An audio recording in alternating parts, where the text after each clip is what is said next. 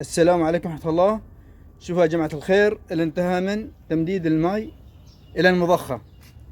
يعني سوينا له هذه المضخة 3 وظائف. الوظيفة الأولى تدخل الماء داخل الحوض،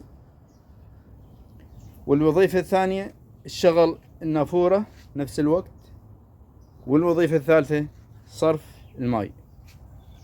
هذا المكان كل واحد رمزناه برمز، يعني بلون. الأزرق الأحمر خروج الماء، الرمز أحمر. الأخضر تشغيل النوافير.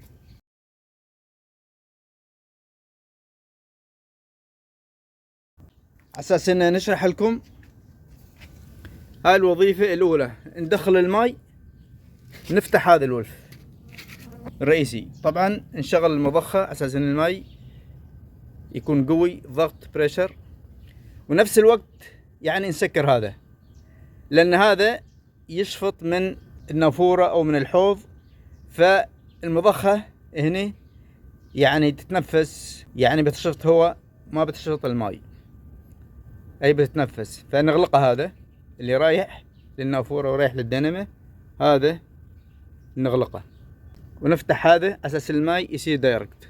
ونفس الوقت نفتح هذا مال النوافير، نفتحه أساس إنه يصب عن طريق النوافير. الخطوة الأولى لدخول الماء.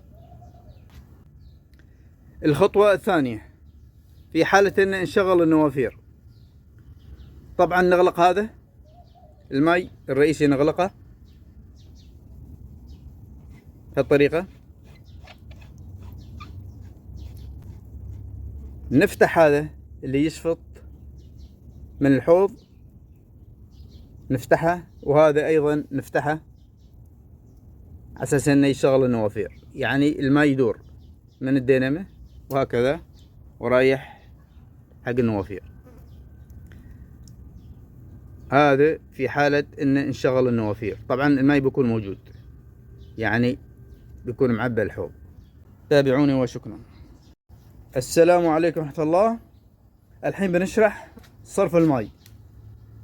في حالة إن نصرف الماء، طبعا هذا المفتاح بيكون مغلق، وهذا نفتحه وهذا مغلق.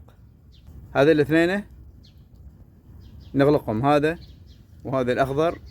نفتح هذا على أساس إنه يشفط، ونفتح هذا يصرف الماء برا. طبعا هنا أركب لي هوز ووزع على الشير، يشفط من هنا ويطلع الماء برا من هذا المكان لما نصرف الماء برا. تابعوني وشكرا.